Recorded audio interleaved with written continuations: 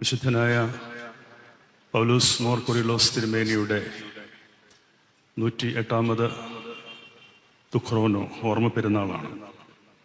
മലങ്കര സഭയുടെ ചരിത്രത്തിൽ അതിനിർണായകമായ ഘട്ടത്തിൽ ഏറ്റവും ശ്രദ്ധേയമായ തീരുമാനങ്ങളെടുത്ത് സഭയുടെ പൗരാണികതയും സഭയെ വിശ്വസിക്കുന്ന പൗരോഹിത്യത്തിൻ്റെ ഉറവിടവും അതിൻ്റെ വിശ്വാസങ്ങളും പാരമ്പര്യങ്ങളും ഒക്കെ അതിൽ നിന്നും അണുവിട പോലും വ്യതിചലിക്കാതെ അത് കാത്ത് പരിരക്ഷിക്കുന്നതിൽ, പരിപോഷിപ്പിക്കുന്നതിൽ, നിലനിർത്തുന്നതിൽ വിശുദ്ധനായ പൗലോസ് മോർ കൊറിലോസ് തിരുമേനി നിർവഹിച്ച പങ്ക് സുത്യർഹമായിരുന്നു. ചരിത്രങ്ങൾ ആവർത്തിച്ച് പറയേണ്ടതായ ആവശ്യമുണ്ടെന്ന് എനിക്ക് തോന്നുന്നില്ല. 1908 പൗലോസ് റമ്പാച്ചൻ മെത്രാപ്പോലിത്തയായി യെരുശലേമിൽ വെച്ച് പരിശുദ്ധ ഇഗ്നാത്യോസ് അബ്ദേദാലോഹോ പത്രീർക്കീസ് ബാവ അദ്ദേഹത്തെ മെത്രാപ്പോലിത്തയായിട്ട് വാഴിക്കുന്നത്. അദ്ദേഹത്തോടൊപ്പം അന്ന് കൂടെ ഉണ്ടായിരുന്ന റമ്പാച്ചൻ മോർ ദിവന്നാസിയോസ് തിരുമേനി എന്ന പേരിലും പിന്നീട് വട്ടശ്ശേരിൽ തിരുമേനി എന്ന വലിയ പേരിൽ അറിയപ്പെട്ട തിരുമേനി, അതോടൊപ്പം തന്നെ ശ്രീബാ മോർ ഒസ്താത്യോസ് തിരുമേനിയും വാഴിക്കപ്പെട്ടു എന്നാണ് ഞാൻ മനസ്സിലാക്കുന്നത്. നിശ്ചയമായിട്ടും 1908 ശേഷമുള്ള 3-4 വർഷക്കാലം മലങ്കര സഭയുടെ ചരിത്രത്തിലെ ഏറ്റവും നിർണായകമായ ഒരു പിളർപ്പ് ഉണ്ടാകുന്നു എന്നുള്ളതാണ് പരിശുദ്ധനായ കൊറിലോസ് തിരുമേനിയെ വ്യതിരക്തനാക്കുന്ന ഒരു ചരിത്ര സത്യം എന്ന് പറയുന്നത്. മുളന്തുരുത്തി ദേശം, മുളന്തുരുത്തി പള്ളി വിശുദ്ധന്മാർക്ക് ജന്മമരുളിയ പുണ്യപ്പെട്ട ഇടമാണ്. കാട്ടുമങ്ങാട്ട് ബാവാമാർ തുടങ്ങി പരിശുദ്ധനായ പരിമല തിരുമേനിയും പരിശുദ്ധനായ കൊറിലോസ് തിരുമേനിയും ഒക്കെ ജനനമെടുക്കുന്നത് മുളന്തുരുത്തിയിലാണ്. തൊഴുപ്പാടൻ മൂലകുടുംബം നമ്മൾ ചരിത്രത്തിൽ വായിക്കുന്നുണ്ട്, കണ്ടനാട് ഇടവകക്കാരാണ്. എന്നാൽ അഭിമന്യ കൊറിലോസ് തിരുമേനിയുടെ ഗ്രാൻഡ് ഫാദർ, പിതാവിൻ്റെ പിതാവ്, മുളന്തുരുത്തിയിൽ കൊച്ചുപറമ്പിൽ വീടും സ്ഥലവും വാങ്ങിക്കുകയും അവിടെ അദ്ദേഹത്തിൻ്റെ കാലം മുതൽക്ക് താമസമാക്കുകയും ചെയ്യുമ്പോൾ ആധാരത്തിൽ എഴുതിയിരിക്കുന്നത് തൊഴുപ്പാടൻ കൊച്ചുപറമ്പിൽ കുടുംബം എന്നാണ്. അതോടൊപ്പം തന്നെ 2 പിതാവിൻ്റെ കുടുംബവും മാതാവിൻ്റെ കുടുംബവും ഒരുപോലെ പുരോഹിതന്മാരുടെ വലിയ ശ്രേണി തന്നെ ഉണ്ടായിരുന്ന ഒരു കുടുംബമാണ്. പോപ്പിൽ കുടുംബവും മുളന്തുരുത്തി തന്നെയാണ്. അദ്ദേഹത്തിൻ്റെ മാതാവിൻ്റെ അപ്പൻ ഒരു പുരോഹിതനായിരുന്നു. അങ്ങനെ പൗരോഹിത്യ പാരമ്പര്യത്തിൻ്റെ എല്ലാ ശ്രേഷ്ഠതകളും, സുറിയാനി സഭയുടെ എല്ലാ മഹത്വവും, സുറിയാനി സഭയുടെ ആരാധനയും അതിൻ്റെ ഭാഷയും എല്ലാ അർത്ഥത്തിലും അതിൽ വിജ്ഞാനിയായി ശോഭിച്ച ഒരു വിശുദ്ധ ജീവിതം നയിച്ച പിതാവായിരുന്നു പൗലോസ് മോർ കൊറിലോസ് തിരുമേനി. എല്ലാ രേഖകളിലും പലരുടെയും പ്രബോധനങ്ങളിലുമൊക്കെ തിരുമേനിയെക്കുറിച്ച് വളരെ ഹ്രസ്വമായി പറയുന്ന ഒരു കാര്യമുണ്ട്. അറിവുകൊണ്ട് വളർച്ച, എളിമ കൊണ്ട് ഉയർച്ച, പ്രാർത്ഥന കൊണ്ട് ശക്തി, സത്യസന്ധത കൊണ്ട് വിജയം. ഇത് കൊറിലോസ് തിരുമേനിയെക്കുറിച്ച് ഒറ്റ വാക്കിൽ നമുക്ക് പറയാവുന്ന ഒരു വിശേഷണമാണ്. അതിൽ എല്ലാം തന്നെ അടങ്ങിയിട്ടുണ്ട്. സഭാചരിത്രം പരിശോധിക്കുമ്പോൾ വളരെ ചെറിയ പ്രായത്തിൽ ശമാശന്മാരാകുന്നവരെ നമ്മൾ അനേകം കണ്ടിട്ടുണ്ട്. എന്നാൽ 16ാമത്തെ വയസ്സിൽ ഒരു ദേറാപ്പട്ടക്കാരൻ ഉണ്ടാവുക എന്നുള്ളത് അനധിസാധാരണമായ ഒരു കാര്യമാണ്.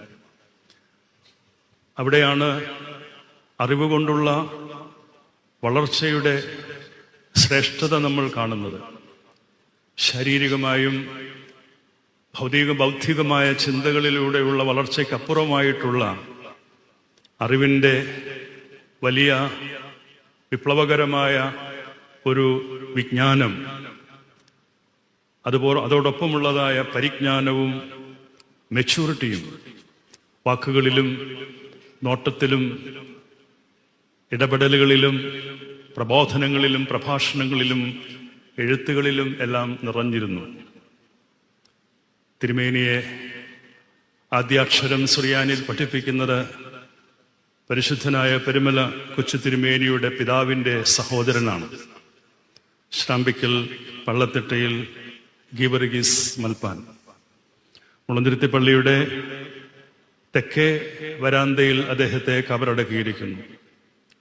പരിശുദ്ധനായ പെരുമല തിരുമേനിയും അതോടൊപ്പം തന്നെ കൊച്ചുപറമ്പിൽ കുറിലോസ് തിരുമേനിയും സമകാലികന്മാരാണ്. 1848 പരിമല തിരുമേനി ജന്മമെടുക്കുന്നത് എങ്കിൽ 1850 കൊച്ചുപറമ്പിൽ കുറിലോസ് തിരുമേനി ജനിക്കുന്നത്. ഒരു നാട്ടിൽ ജനിക്കുന്നു, ഒരേ മൽപ്പാന്റെ കീഴിൽ അഭ്യസിക്കുന്നു. പിന്നാലെ മുളന്തുരുത്തി മലങ്കരയിൽ എഴുന്നള്ളി വരുന്ന അനേക വർഷക്കാലം മലങ്കരയിൽ അങ്ങോളം ഇങ്ങോളം സഞ്ചരിച്ച് മലങ്കര സഭയുടെ അനുഗ്രഹകരമായ നിലനിൽപ്പിന് വേണ്ടി പ്രയത്നിച്ച മുളന്തുരുത്തിയിൽ കബറടങ്ങിയിരിക്കുന്ന പരിശുദ്ധനായ യോയാക്കീം കുറിലോസ് തിരുമേനിയിലൂടെ ഇവർ രണ്ടുപേർക്കും പട്ടത്വത്തിന്റെ വിവിധ പടികളിലേക്ക് ഉയർത്തുവാനായിട്ടുള്ള ഭാഗ്യമുണ്ടായി എന്നുള്ളതും ചരിത്രം നമുക്ക് പറഞ്ഞു തരുന്നു. പ്രിയമുള്ളവരെ, ഞാൻ ആദ്യമേ സൂചിപ്പിച്ചതുപോലെ ഏറ്റവും നിർണായകമായ ഒരു ഘട്ടം സഭാചരിത്രത്തിൽ ഉടലെടുക്കുന്നത് 1912 വട്ടശ്ശേരി തിരുമേനിയുടെ ഒക്കെ നേതൃത്വത്തിൽ മറ്റൊരു സഭാവിഭാഗം ഇവിടെ രൂപം കൊള്ളുന്നതാണ്. സഭയുടെ ചരിത്രം പിന്നോട്ട് നോക്കി പരിശോധിക്കുമ്പോൾ അനേകം വിഭജനങ്ങൾ ഉണ്ടായിട്ടുണ്ട്. സിറോ മലബാർ സഭ ഉണ്ടായതിനൊരു ചരിത്രമുണ്ട്. അതിൻ്റെ പിന്നിൽ ഒത്തിരി വേദനയും നമ്മയൊക്കെ തളർത്തിക്കളയാവുന്ന അനേകം ചരിത്ര സത്യങ്ങളുണ്ട്. ഉദയംപേരൂർ സുന്നഹദോസിലേക്ക് തിരിഞ്ഞു നോക്കുമ്പോൾ പോർച്ചുഗീസുകാരുടെ അധിനിവേശത്തിന്റെ ബലത്തിൽ നമുക്ക് ഒത്തിരി യാതനകളും പീഡനങ്ങളും ഒക്കെ സഹിക്കേണ്ടതായിട്ട് വന്നു. അവിടെ ഒരു വിഭജനമുണ്ടായി. പിന്നാലെ 2 വിഭജനങ്ങൾ കൂടി ചരിത്രത്തിൽ ഏറ്റവും കൂടുതൽ രേഖപ്പെടുത്തിയിട്ടുണ്ട്. അതിലൊന്ന് മാർത്തോമാ സഭയുമായിട്ടുള്ള ഒരു വിഭജനമാണ്. അതോടൊപ്പം തന്നെ മലങ്കര കത്തോലിക്ക സഭയുമായിട്ടുള്ള ഒരു വിഭജനം. എന്നാൽ ഈ വിഭജനങ്ങളൊക്കെ നടക്കുമ്പോഴും കത്തോലിക്ക സഭയുമായോ അല്ലെങ്കിൽ പ്രോട്ടസ്റ്റന്റ് ചിന്താഗതികളുമായോ ഒക്കെ മാറ്റപ്പെടുമ്പോഴും മലങ്കര സഭ, യാക്കോബായ സുറിയാനി സഭ, ഓർത്തഡോക്സ് സഭ ഒരുമിച്ച് നിന്നു എന്നുള്ളതാണ് സഭയെ കൂടുതൽ ശക്തിപ്പെടുത്തിയത്. എന്നാൽ 1912 അതും സംഭവിച്ചു. അവിടെയാണ് മലങ്കര സഭയ്ക്ക് ഒരു പിളർപ്പുണ്ടാവുന്നത്. അബ്ദേദാലോഹോ പാത്രിയർക്കീസ് ബാവായിൽ നിന്നും കുറിലോസ് തിരുമേനിയും ദിവനാസിയോസ് തിരുമേനിയും പട്ടമേൽക്കുമ്പോൾ അന്ന് മറ്റൊരു പാത്രിയർക്കീസ് ബാവ കൂടി ആഗമാന സുറിയാനി സഭയ്ക്കുണ്ട്. അദ്ദേഹം സ്ഥാനഭ്രഷ്ടനാക്കപ്പെട്ട പാത്രിയർക്കീസ് ബാവയായിരുന്നു. അങ്ങനെ അദ്ദേഹത്തിന് സ്ഥാനം നഷ്ടപ്പെടാനുണ്ടായ കാരണങ്ങൾ പലതാണ്. അതൊന്നും ഞാനിവിടെ വിവരിക്കുന്നില്ല. അതിൽ ആ ബാവായെ നമുക്ക് കുറ്റം പറയുവാനും സാധിക്കുകയില്ല. എന്നിരുന്നാലും അധികാരത്തിലിരുന്ന പാത്രിയർക്കീസ് ബാവായിൽ നിന്ന് മെത്രാപ്പോലിത്ത സ്ഥാനം നേടി ഇവിടെ വരുമ്പോൾ പരിശുദ്ധ സിംഹാസനത്തിന് കൊടുക്കേണ്ടത് ഉടമ്പടി കൊടുക്കാതിരിക്കുകയും ഒക്കെ ചെയ്തതിന്റെ പിന്നിലുള്ള ചരിത്രമൊക്കെ ഞാൻ പറയാതെ തന്നെ നമ്മുടെ സഭാ ചരിത്രത്തിൽ ഏറെ അറിയപ്പെടുന്നതാണ്. എന്നാൽ പരിശുദ്ധ സഭയുടെ പൗരോഹിത്യത്തിന്റെ ഉറവിടം പരിശുദ്ധ അന്ത്യോക്യ സിംഹാസനമാണെന്നുള്ളതിൽ യാതൊരു വിഭിന്നമായ ചിന്തയും ഉണ്ടായിരുന്നില്ല ആദ്യകാലത്തൊന്നും. അങ്ങനെ ഉണ്ടായിരുന്നുവെങ്കിൽ ഒരു പാത്രീർക്കീസിന് ഇവിടെ കൊണ്ടുവന്ന് ഒരു സിംഹാസനം സ്ഥാപിക്കേണ്ടതായ അല്ലെങ്കിൽ ഒരു സ്വതന്ത്ര സഭ സ്ഥാപിക്കേണ്ടതായ ഒരാവശ്യം ഉണ്ടാകുമായിരുന്നില്ല. ഞാൻ ചരിത്രം അധികമൊന്നും പഠിച്ചിട്ടില്ല എങ്കിലും ഗ്രഹരചനയ്ക്ക് ഇവിടെ ഇരിപ്പുണ്ട്. വട്ടശ്ശേരിയിൽ തിരുമേനി ഒരിക്കലും പൗരോഹിത്യത്തിന്റെ ഉറവിടം അന്ത്യോക്യ സിംഹാസനമാണെന്നുള്ളതിന് വ്യത്യസ്തമായി ഒരിക്കലും പ്രസംഗിച്ചിട്ടുമില്ല, പറഞ്ഞിട്ടുമില്ല, എഴുതിയിട്ടുമില്ല. അദ്ദേഹത്തിന്റെ ലിഖിതങ്ങളായിട്ടുള്ള എഴുത്തുകളിലൊക്കെ വളരെ വ്യക്തമായി വട്ടശ്ശേരി തിരുമേനി പറയുന്നുണ്ട്, സുറിയാനി സഭയുടെ പൗരോഹിത്യത്തിന്റെ ഉറവിടം പരിശുദ്ധ അന്ത്യോക്യ സിംഹാസനമാണെന്ന്. പരിമല തിരുമേനിയും അതുപോലെ തന്നെ കുരുളോസ് തിരുമേനിയും വട്ടശ്ശേരിൽ തിരുമേനിയും ഒക്കെ ഇവരെല്ലാവരും പരിശുദ്ധനായ പരിമല തിരുമേനിയുടെ ശിഷ്യന്മാരായിരുന്നു. ആ ശിഷ്യഗണത്തിൽപ്പെടുന്ന മറ്റൊരാളാണ് ആലുവായിലെ വലിയ തിരുമേനി. ആലുവായിലെ വലിയ തിരുമേനിയും കുരുളോസ് തിരുമേനിയും ദിവന്നാസിയോസ് തിരുമേനിയും ഒക്കെ പരിശുദ്ധനായ കൊച്ചു തിരുമേനിയുടെ ശിഷ്യന്മാർ കൂടിയായിരുന്നു, സമകാലികന്മാരുമായിരുന്നു കുരുളോസ് തിരുമേനി. എന്നാൽ പരിശുദ്ധ പരിമല തിരുമേനി എഴുതി വെച്ച ഉടമ്പടി സഭാചരിത്രത്തിൽ എന്നും തിളങ്ങി നിൽക്കുന്ന ഒന്ന് തന്നെയാണ്. ആ ദിശകളിൽ നിന്നും മാറി സഞ്ചരിച്ചപ്പോഴാണ് സഭയിലെ പിളർപ്പ് അതിന്റെ പൂർണ്ണതയിലെത്തുന്നത്. അതൊരു നിർഭാഗ്യകരമായ ചരിത്രമായി അവശേഷിക്കുകയാണ്. അതൊന്നും ഇന്നത്തെ നമ്മുടെ വിഷയമല്ല. എന്നാൽ കുരുളോസ് തിരുമേനിയുടെ കാലം, അദ്ദേഹം റംബാശനായിരിക്കുമ്പോൾ തന്നെ ദേറാ പ്രസ്ഥാനത്തിന് വേണ്ടി അദ്ദേഹം എടുത്തതായ ഇനീഷ്യേറ്റീവ്, പരിശുദ്ധനായ ഗീവർഗീസ് റംബാച്ചൻ, പിന്നീട് പരിമലമാർ ഗ്രിഗോറിയോസ് എന്നറിയപ്പെടുന്ന ചാതുര്യത്തിൽ തിരുമേനി അന്ന് ഒരു ചെറിയ സൗകര്യത്തിൽ പ്രാർത്ഥിച്ച് താമസിച്ച വിജന പ്രദേശമാണ് വെട്ടിക്കൽ. കാട്ടുമങ്ങാട്ട് ബാവാമാർ പ്രാർത്ഥിച്ചിരുന്ന സ്ഥലമായിരുന്നു വെട്ടിക്കലുള്ള പിന്നീട് ഉയർന്നു വരുന്ന ദേറായിരിക്കുന്ന സ്ഥലം. അവിടെ അന്തോണിയോസ് പിതാവിന്റെ മഹത്തരമേറിയതായ പാത പിന്തുടർന്നുകൊണ്ടാണ് ഗീവർഗീസ് റംബാച്ചൻ തന്റെ സന്യസ്ത ജീവിതം ആരംഭിക്കുന്നത്. അതിൽ ആകൃഷ്ടനായാണ് നമ്മുടെ പരിശുദ്ധനായ കുരുളോസ് തിരുമേനിയും അവിടെ ഒരു ദേറാക്കാരനായി എത്തിപ്പെടുന്നത്. പിന്നാലെ രണ്ടുപേരും മുളന്തുരുത്തി പള്ളിയുടെയും ഒക്കെ ശുശ്രൂഷയിലേക്ക് വരുന്നുണ്ട്. മാത്രവുമല്ല, അവരുടെ ശുശ്രൂഷ ഒരു ദേറായിക്കകത്ത് മാത്രം ഒതുങ്ങി നിൽക്കേണ്ടുന്നതല്ല എന്നുള്ളതായ ബോധ്യത്തിൽ നിന്നുമാണ് സഭ അവരെ മെത്രാപ്പോലിത്ത സ്ഥാനത്തേക്ക് തിരഞ്ഞെടുക്കുകയും അവരുടെ ആത്മീയ മേലധ്യക്ഷതയിൻ കീഴിൽ സത്യസുറിയാനി സഭയുടെ വിശ്വാസവും പൈതൃകവും പാരമ്പര്യങ്ങളും ആരാധനയുമൊക്കെ കൂടുതൽ ദൃഢപ്പെടുകയും ബലവത്താവുകയും ചെയ്തത്. നവീന ചിന്താഗതികളുടെ വലിയ അരങ്ങേറ്റമുണ്ടായ ഒരു കാലമുണ്ടായിരുന്നു.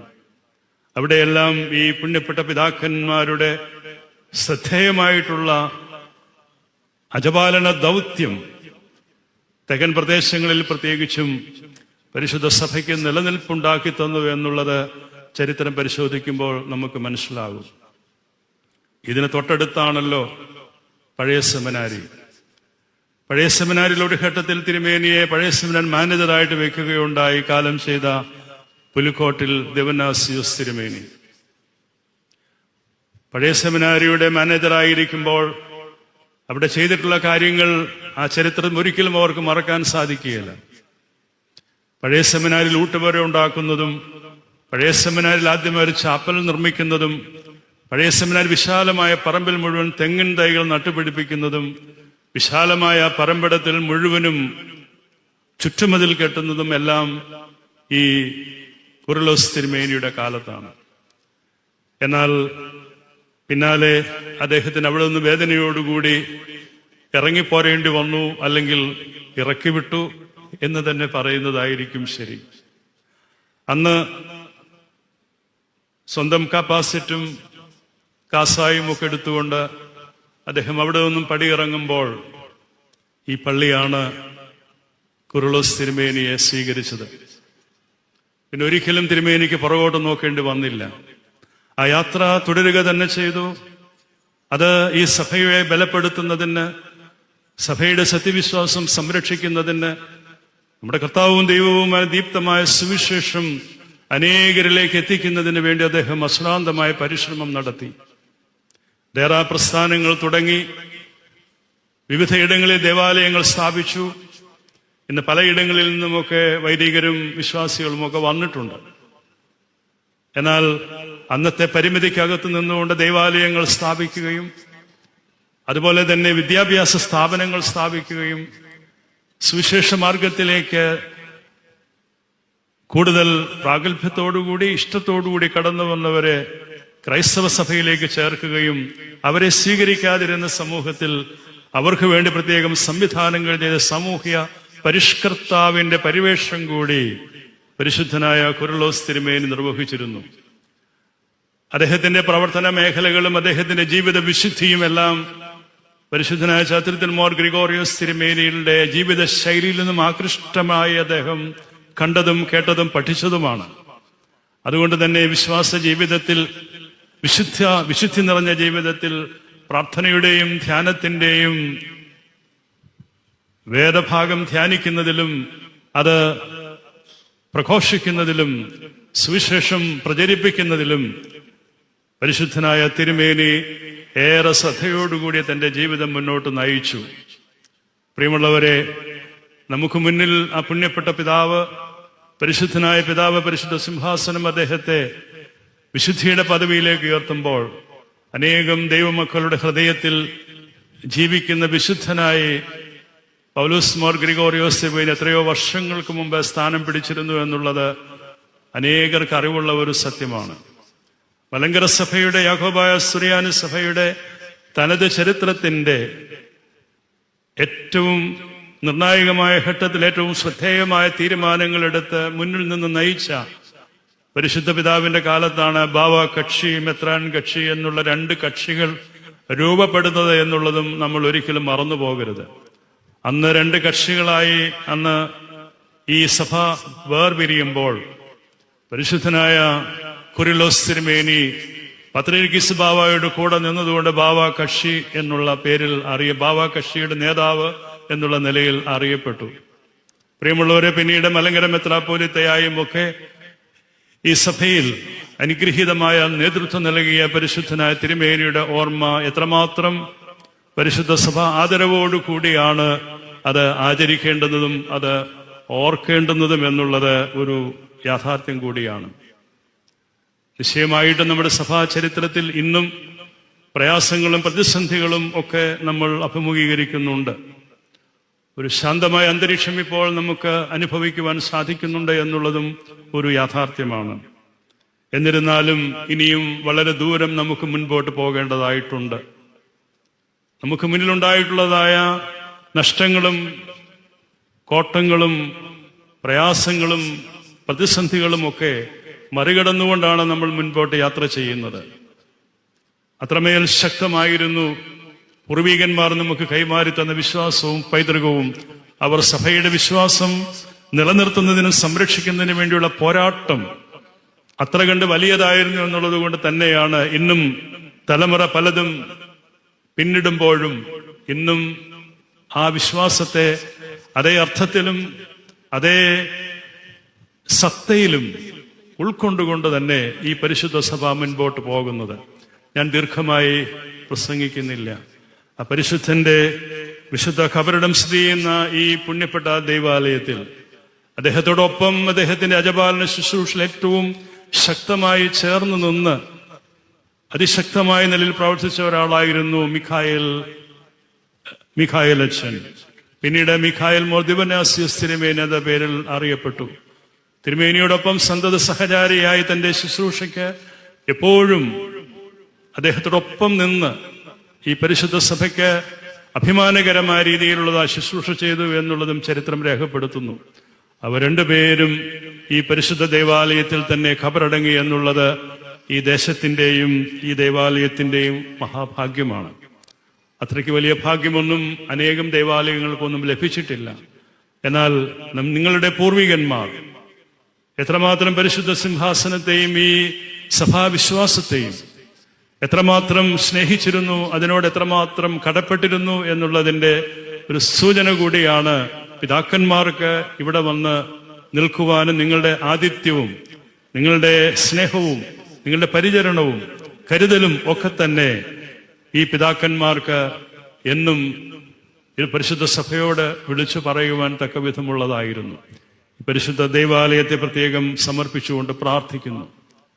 ഇപ്പോഴും ആ വിശ്വാസത്തിൽ തന്നെ അടിയുറച്ചു നിന്നുകൊണ്ട് പരിശുദ്ധ അന്ത്യോക്യ സിംഹാസനത്തിന്റെ കീഴിൽ അതിശക്തമായി മുന്നേറുന്ന ഒരു ഇടവകയാണ്, ഒരു സഭയാണ് നമ്മുടെ പുണ്യപ്പെട്ട സഭ. നമുക്ക് അഭിമാനത്തോടുകൂടി പറയാം, ഈ കഷ്ടനഷ്ടങ്ങളുടെ എല്ലാം മധ്യേ അതിനെയെല്ലാം നിസ്സാരമായി കണ്ടുകൊണ്ട് പരിശുദ്ധ സഭയുടെ സത്യവിശ്വാസത്തെ ഏറ്റവും ശ്രേഷ്ഠമായി നെഞ്ചോട് ചേർത്ത് പിടിച്ച് ഒരുമിച്ച് ചേർന്ന് നിന്ന് കൂടാരമടിച്ച് ആരാധിച്ച ഒരു വിശ്വാസി സമൂഹമാണ് സത്യസുറിയാനി സഭയിലെ ദൈവ മക്കൾ എന്ന് പറയുന്നത്. അതുകൊണ്ട് തന്നെ അഭിമാനത്തോടുകൂടി നമുക്ക് ഈ തിരുക്കബരങ്ങളിൽ നിന്നുകൊണ്ട് പ്രാർത്ഥിച്ച് പറയാമല്ലോ, പരിശുദ്ധ സിംഹാസനത്തിന് വേണ്ടി ത്യാഗം സഹിക്കുന്ന ഇന്നിന്റെ തലമുറയും ആ ത്യാഗ മനോഭാവത്തോടുകൂടി വിശ്വാസത്തിന് ഏറ്റവും കൂടുതൽ പ്രാധാന്യം കൊടുത്തുകൊണ്ട് മുന്നേറുമ്പോൾ പരിശുദ്ധനായ തിരുമേനിയും നമുക്ക് വേണ്ടി പ്രാർത്ഥിക്കുന്നുണ്ട് എന്ന് നമുക്ക് പൂർണ്ണമായിട്ടും വിശ്വസിക്കാം. കർത്താവിന്റെ കണ്ണ് തന്റെ നീതിമാന്മാരുടെ മേലും അവന്റെ ചെവി അവരുടെ പ്രാർത്ഥനയ്ക്കായും തുറന്നിട്ടിരിക്കുന്നു. ഈ കഷ്ടങ്ങളും പ്രയാസങ്ങളും നിറഞ്ഞ ഈ സഭാന്തരീക്ഷത്തിൽ സഭയ്ക്ക് എന്നേക്കുമുള്ളതായ ശാശ്വതമായ പരിഹാരമുണ്ടാകുവാനുള്ളതായ പ്രാർത്ഥന നമ്മൾ തുടരണം. നിശ്ചയമായിട്ടും ദൈവം നിലനിർത്തുന്ന സഭയെന്നുള്ള നിലയിൽ ഒരു ദൈവികമായ ഇടപെടൽ ഈ പരിശുദ്ധ സഭയിൽ ഉണ്ടാകുമെന്ന് ഞാൻ പൂർണ്ണമായും വിശ്വസിക്കുന്നു. ഏത് കാലത്തും പ്രയാസങ്ങളും പ്രതിസന്ധികളും ഉണ്ടായിരുന്നുണ്ടെങ്കിൽ കൂടിയും ദൈവകരത്തിന്റെ പരിലാളനം ഈ സഭയ്ക്ക് ഏത് കാലത്തും ഉണ്ടായിരുന്നു. അതുപോലെ ദൈവം ഈ സഭയെ നിലനിർത്തുന്നതിന് വേണ്ടി ഓരോ ഘട്ടങ്ങളിലും ഓരോ പ്രതിസന്ധികളിലും ദൈവത്തിന്റെ പ്രതിപുരുഷന്മാരെ അവതരിപ്പിച്ച് സഭയെ മുൻപോട്ട് നയിച്ചിട്ടുണ്ട്. പ്രിയമുള്ളവരെ, നിങ്ങൾ പ്രാർത്ഥിക്കണം. ഇന്ന് ഇവിടെ വന്ന് ദിവ്യ ആരാധന നടത്തുവാൻ ഭാഗ്യമുണ്ടായത് ഞാൻ ഒത്തിരി കൃതാർത്ഥനാണ്. പരിശുദ്ധനായ തിരുമേനി ഉപയോഗിച്ചിരുന്ന കാസായും പെലീസായും എടുത്തുയർത്തുവാനുള്ളതായ ഭാഗ്യമുണ്ടായതിൽ അദ്ദേഹത്തിന്റെ പ്രാർത്ഥനാ നിർഭരമായ വിനയത്തോടുകൂടിയുള്ള അദ്ദേഹത്തിന്റെ പരിശുദ്ധ സിംഹാസനത്തോടുള്ളതായ അതിരറ്റതായ ഭക്തിയും വിധേയത്വവും എത്രമാത്രം വലുതായിരുന്നുവോ അതിനെ അതേ ശ്രേഷ്ഠതയോടുകൂടി കണ്ടുകൊണ്ട് തന്നെ ആ പരിശുദ്ധന്റെ ഓർമ്മ പുതുക്കുന്ന അനുഗ്രഹീത ദിനം നമുക്ക് സഭയായി ദൈവത്തെ മഹത്വപ്പെടുത്തുവാൻ പരിശുദ്ധന്റെ മധ്യസ്ഥിൽ അഭയപ്പെട്ടുകൊണ്ട് പ്രാർത്ഥിക്കുവാനുള്ളതായ ഭാഗ്യമുണ്ടായതിൽ ദൈവത്തെ സ്തുതിക്കുന്നു.